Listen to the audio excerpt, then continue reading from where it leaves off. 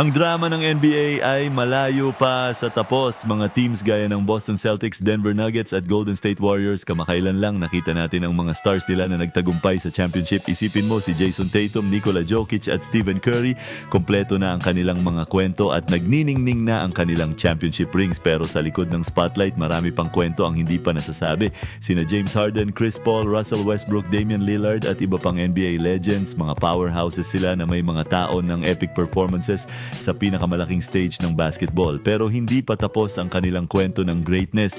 Mga future Hall of Famers na patuloy na naghahanap ng elusive championship ring. Sino sa kanila ang unang makaka-break sa no-ring curse? At bakit hindi pa nila nasungkit ang championship? Lahat ng yan tatalakayin natin sa video na ito. Pero bago tayo magsimula, paki-like ang video at mag-subscribe sa channel. Salamat sa panunood ng isa sa mga best na news channels, News Normal PH. Ang balitang kumalat na parang virus pagdating sa NBA, ang championship ring ay hindi lang basta alahas. Ito ang ultimate symbol ng success, ang pangarap ng bawat player, ang pinnacle ng kanilang career at madalas na nagiging key factor sa pag-define ng kanilang reputation. At sa huli, ang mga rings ang madalas na nagiging tiebreaker sa bawat GOAT debate. Ang mga players tulad ni Bill Russell na may 11 championships o Kobe Bryant na may 5, hindi lang naaalala dahil sa kanilang skills kundi pati na rin sa kanilang kakayahang pangunahan ng kanilang teams sa victory. Nakita na natin ang lasting images ng great players na nagse-celebrate ng may champagne pagkatapos makamit ang number 1 goal ng laro, no? Pero andyan din ang kasabihang close but no cigar na sumasalamin sa realidad para sa ilang NBA stars na kahit na may impressive careers at relentless drive, isang crucial piece ng silverware ay nananatiling out of reach. Unahin na natin si James Harden, isang pangalan na agad pumapasok sa isip pag-usapan ng NBA stars na walang rings kahit na siya ay 2018 NBA MVP, 10-time All-Star at 6-time All-NBA selection. Hindi pa rin niya natitikman ang NBA championship glory. Kilala bilang isa sa all-time greats ng liga, madalas na hindi umaabot sa expectations ang playoff performances ni Harden sa loob ng 15-season career niya. Palagi siyang umaabot sa postseason at nakapaglaro na sa 166 playoff games, pero ang kanyang journey ay puno ng close calls at missed opportunities. Ang pinakamalapit niyang pagkakataon na makakuha ng title ay nung early career niya kasama ang Oklahoma City Thunder bilang key sixth man. Kasama sina Kevin Durant at Russell Westbrook na tulungan niya ang Thunder na maabot ang NBA Finals noong 2012, pero natalo sila sa Miami Heat na pinamumunuan nina LeBron, Wade at Bosh sa loob ng 5 games. Matapos ang trade papuntang Houston Rockets, umangat si Harden bilang franchise player. Noong 2014-15 season, pinangunahan niya ang Rockets sa Western Conference Finals pero natalo sila sa Golden State Warriors na nagsisimula pa lang noon ng kanilang dynasty. Noong 2017-18 season, isa ito sa best chances ni Harden na manalo ng championship. No, ang Rockets na pinatibay pa ng pagdating ni Chris Paul ay nagtapos ng may best record sa NBA at hinarap ang Warriors sa Western Conference Finals. Nagkaroon ng 3-2 series lead ang Rockets pero isang untimely hamstring injury kay Chris Paul sa Game 5 ang nagbago ng lahat. Wala si Paul, natalo ang Rockets sa huling 2 laro ng series kung saan ang Game 7 ay may historic cold shooting streak mula sa 3-point range ni Harden. Sa mga sumunod na season na natiling competitive si Harden at ang Rockets pero hindi nila magawang talunin ang dominance ng Warriors noong 2019-20 season na interrupt ng pandemic na eliminate ang Rockets sa second round ng Los Angeles Lakers na kalaunan ay nanalo ng championship.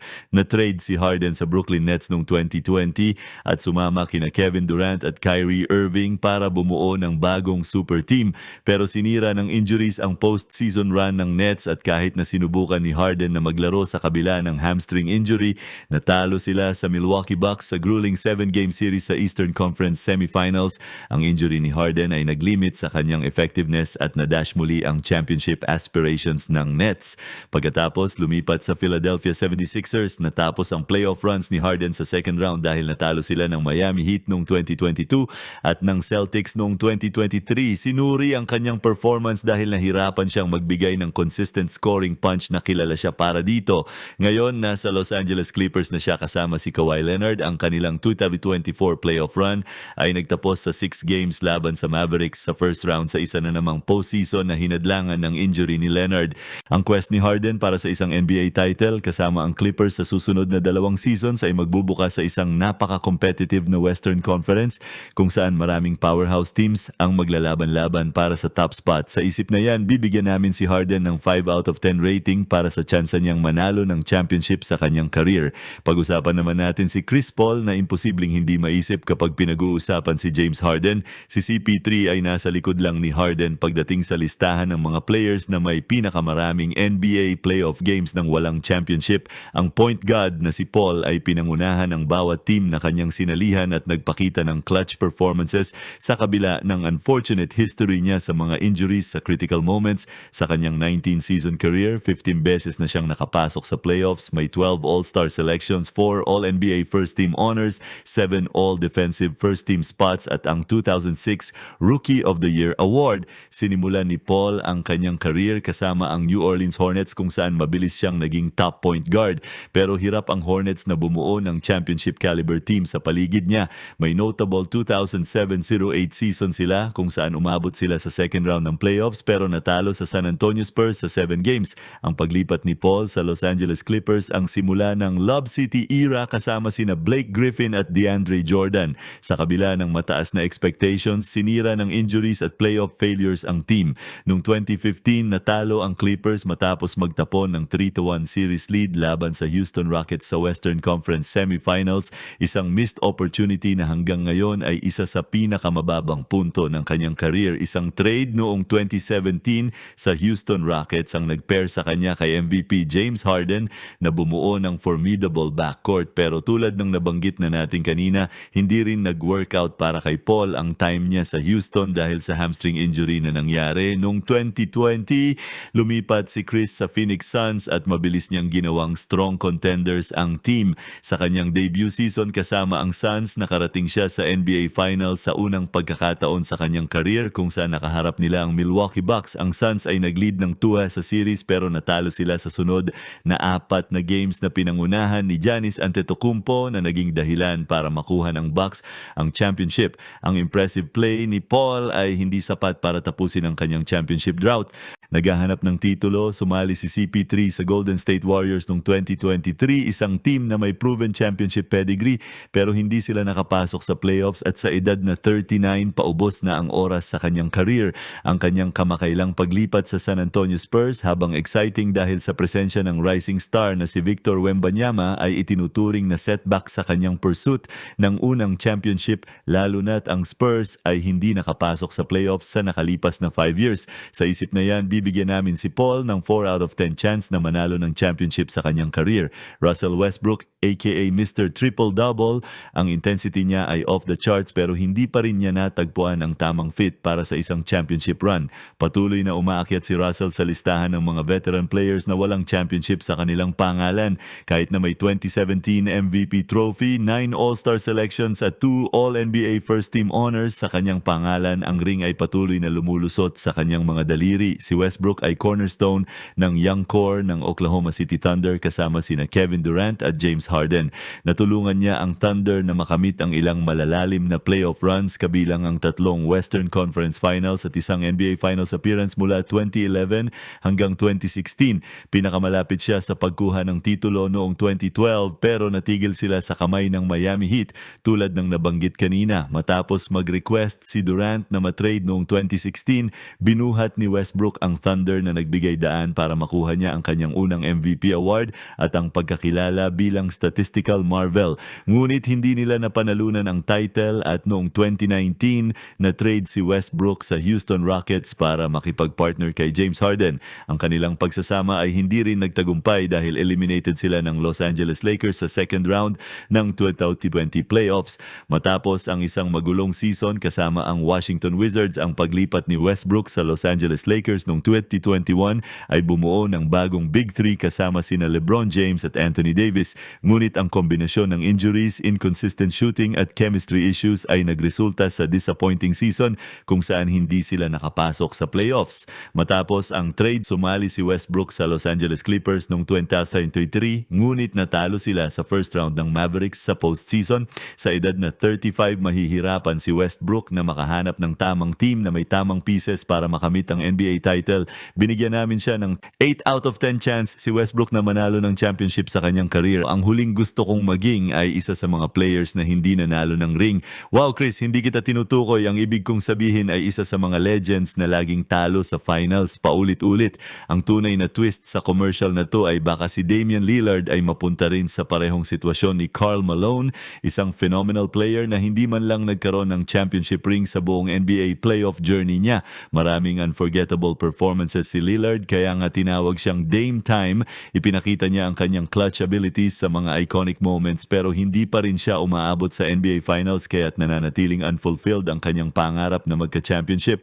Sa dami ng kanyang playoff highlights, ang 2019 postseason ang tumatak. Sinimulan niya ang first round sa isang dramatic three-pointer mula sa logo para ma-eliminate ang Thunder tapos dinala niya ang Portland laban sa Denver sa loob ng 7 games pero natalo sa Warriors sa conference finals.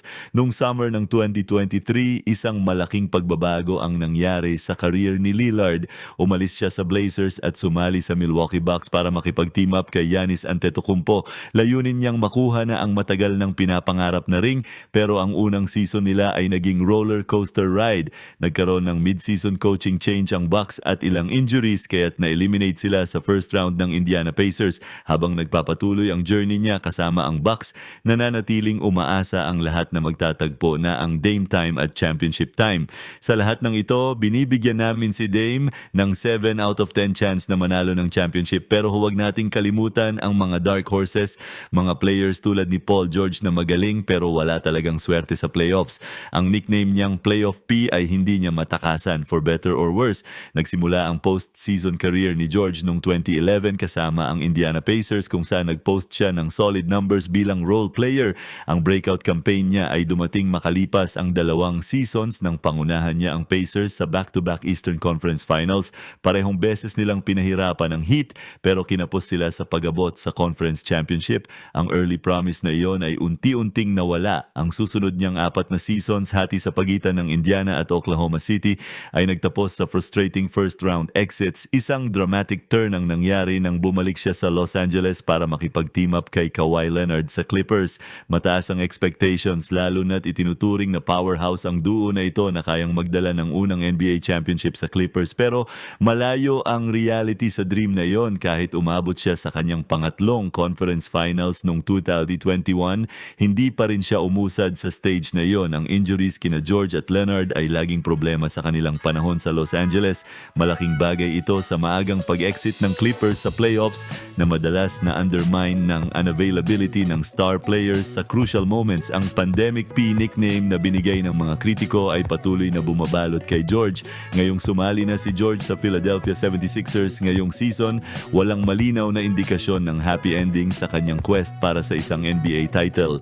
Bibigyan namin si George ng 6 out of 10 chance na manalo ng championship para sa bawat Michael Jordan o LeBron James na ang dami ng rings ay nag-immortalize sa kanilang greatness. May Charles Barkley o Carmelo Anthony na ang kawalan ng championship ay isang glaring hole sa kanilang exceptional careers. Ang mix ng misfortune, bad timing at pagkapalit sa mga unstoppable dynasties ang dahilan kung bakit nag-retire sila ng walang title sa kanilang pangalan. Si Charles Barkley, isa sa mga pinakamatitinding forward sa NBA history, ay madalas na pinaalalahanan ng kanyang kawalan ng championship sa kabila ng kanyang mga numerous accolades. Ganon din si Carmelo Anthony, isang scoring machine at nasa top 10 all-time scorers na nag-retire nang hindi nakamit ang ultimate team success. Ang careers ng mga players na ito ay celebrated pero laging may asterisk, isang what-if scenario na bumabalot sa kanilang storied paths. Sa kabila ng kanilang incredible accomplishments, ang kawalan ng ring ay nag-iiwan ng notable gap sa kanilang resumes. Kung hindi makakuha ng ring ang mga stars na ito, tiyak na maaapektuhan ang kanilang legacies sa ilang aspeto. Kahit na unquestionable ang kanilang individual accolades at contributions sa laro, ang absence ng championship ay maaaring magdulot ng long-lasting sense of unfulfilled potential. Sino sa tingin mo ang unang makakakuha ng ring sa mga players na ito? Sa tingin mo, nakakaapekto ba ang kawalan ng ring sa kanilang legacies? I-share mo ang thoughts mo sa comments below. Kung nagustuhan mo ang video na ito, please hit the like button and subscribe to the channel. Check out din ang aming previous videos. Siguradong worth it. Salamat sa panonood and we'll see you on the next one.